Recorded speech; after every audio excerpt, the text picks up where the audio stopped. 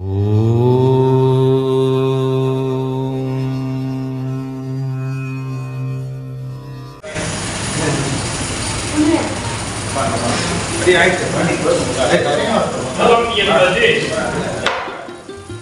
சிரேஷ்டதமான சுலபத்தில் தரிசனம் கொடுக்கக்கூடிய எம்பெருமான் சுதர்சன பகவான். அந்த மாதிரி மீதி எல்லா எம்பெருமானும் வரணும்னு சொன்னா நீண்ட நாள் தபஸ் பண்ணணும். ஆனா இந்த சக்கரத்தாழ்வார் நமக்கு சுலபத்துல எப்ப வேணும்னு கூப்பிடுறோமோ அப்போ ஓடி போகணும். அந்த மாதிரி யாருக்கு வந்தான் அப்படின்னு கேட்டாக்க அம்பரீஷன் ஒரு மகாராஜா ராமனுடைய வம்சத்துல அவன் ஏகாதசி உபவாசம் துவாதசி பாரணை ரொம்ப விட்டையா கடைபிடிக்கக்கூடியவர்.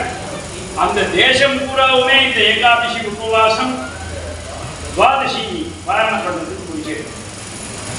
இதுல ஒரு நாளைக்கு என்ன ஆச்சுன்னு கேட்டா நல்ல ஆஷாட சுக்ல ஏகாதசி மறுநாள் துவாதசி பாரணை பண்றச்சு துர்வாச மகரிஷி அவருடைய அரண்மனைக்கு வந்துட்டார்.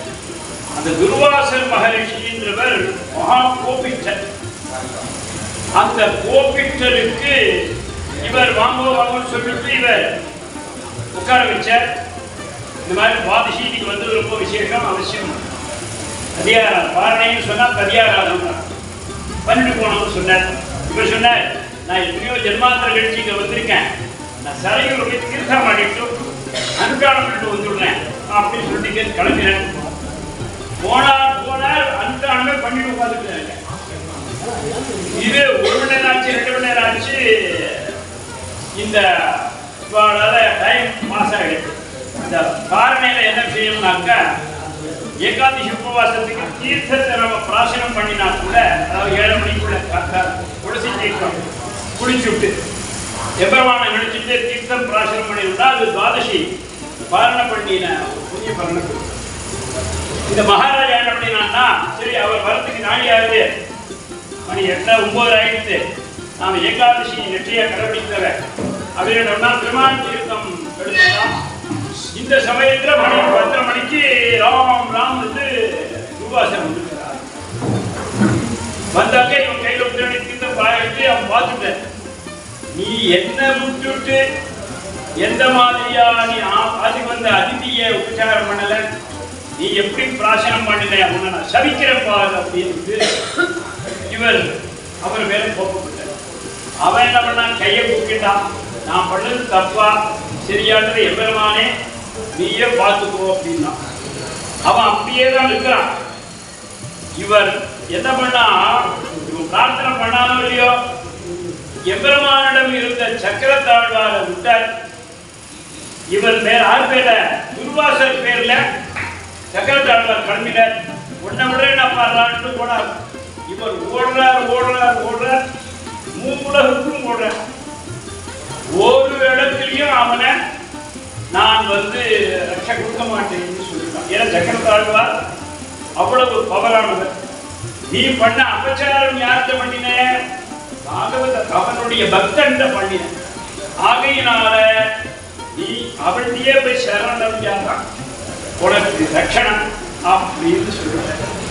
பார்த்து எல்லா இடத்தையும் ஓடிட்டு திரும்பி நேர அம்பரீஷத்தையே வந்தார். பாரினா காப்பாற்றணும்னு சொன்னார். இவனுக்கு ஒண்ணுமே தெரியல. இவன் கையை விட்டுபடி நின்றுட்டு இருக்கான். இதுக்குள்ள எங்கடான்னா 3 உலகம் சுத்திட்டு வந்துருக்க. அப்புறம் தான் சக்கரத்தாழ்வாரே சொல்ற, சக்கரம் புஜே சுகாசீனம் சக்கராத்யாயுத சேவிதம் சக்கரமந்திராதி தேவேஷம் சக்கரராஜமஹம் பஜேன்னு அம்பரீஷன் பிரார்த்தனை பண்ண போக, நீ என்னுடைய பக்தன், என்னுடைய பக்தனுக்கு யார் ஒருவன் இன்னல் கொடுக்கிறானோ அவனை நான் வம்சம் பெறுகிறேன்.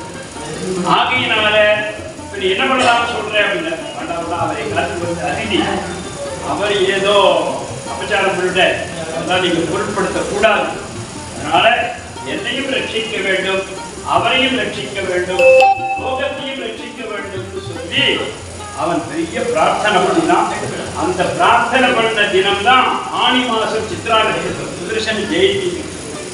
அந்த மாதிரியா இன்னைக்கு சுதர்சன பகவானுடைய பிரார்த்தனை பண்ணியிருக்கோம்னு சொன்னா உங்களுடைய மனோரதங்கள் இது சேவிக்கிறவனுடைய மனசில் இருக்கக்கூடிய கோரிக்கைகள் எல்லாம் நல்ல விதமாக எம்பெருமான் பரிபூர்ணமாக பூர்த்தி பண்ணுவான். அவனுடைய பரிபூர்ணமான ஆயு ஆரோக்கியம் பூத்திமாயு கிருதமிக பகுநாயத்யதார்த்தா பதம் வஹ தத்தத் சத்ய சமந்ததிஷௌச புருஷோ திவ்யஹேத்யக்ஷவர்த்தி என்று அக்ஷவர்த்தியாக இருக்கக்கூடிய சுதர்சன பகவான் நிருசிம்மன் ரெண்டு பேரும் சேர்ந்து சேவை சாதிக்கக்கூடிய இடம் காஞ்சிபுரம்.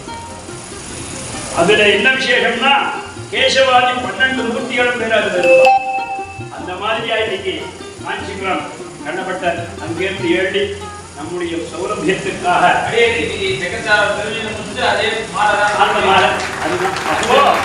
சுதர்சன பகவானுடைய பரிபூர்ணமான திருக்குறள் உங்களுக்கும் உங்கள் குடும்பத்திற்கும் லோகத்திற்கும் எல்லாம் கேமமா இருப்பாங்க.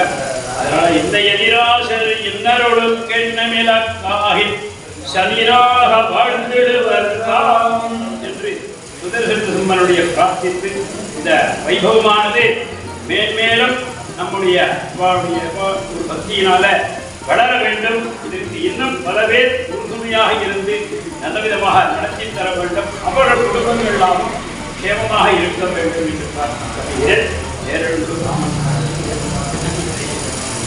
ஜெய் ஸ்ரீமன் நாராயண.